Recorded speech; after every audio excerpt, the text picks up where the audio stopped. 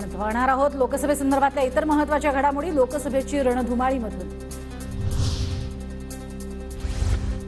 ठाकरे गट आणि वंचितची आघाडी राहिली नाही, मवियासोबत युती झाली तरच वंचित आणि ठाकरे गटाची युती, प्रकाश आंबेडकरांचं वक्तव्य। काहीच गोष्टी फॉलो झाल्या नाहीत आणि ते इंडिपेंडेंटली जाऊन त्यांच्याशी बोलून आले, त्याच्यामुळे असं आता आम्ही असं म्हणतो ती जुनी युती नाही। आता महाविकास आघाडी बरोबर आमचं जमलं तर युती आहे, नाही जमलं तर युती नाही। दोन पक्ष फोडून पुन्हा आलो म्हणता, हेच का तुमचं क्वालिफिकेशन? राऊतांचा फडणवीसांना सवाल। तर आमची सत्ता आल्यावर भाजप शिल्लक राहते का तेच पहा, राऊतांचा भाजपवर हल्ला बोल। पुन्हा आलो आणि कसा आलो तर दोन पक्ष फोडून आलो। काय क्वालिफिकेशन? 4 महिन्यांनी देशातलं सरकार बदलणार आहे। तुम्ही पक्ष फोडले ते ईडी आणि सीबीआयच्या दहशतीवर फोडले। ही यंत्रणा उद्या आमच्या हातामध्ये येणार आहे। तुमचा पक्ष शिल्लक राहतोय का पहा।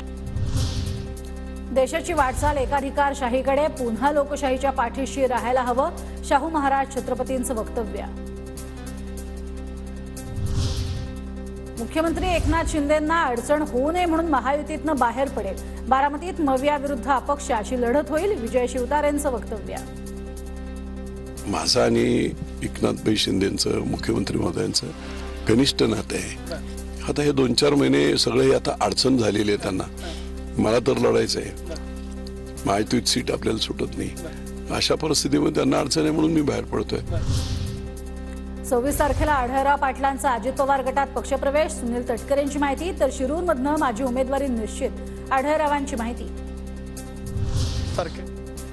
अजित पवारांकडनं शिरूर लोकसभा मतदारसंघाचा आढावा, आमदार दिलीप मोहिते पाटलांची नाराजी दूर केली, सर्व आमदारांना कामाला लागण्याचे आदेश। 26 मार्च नंतर शिरूर मतदारसंघात समन्वय बैठका।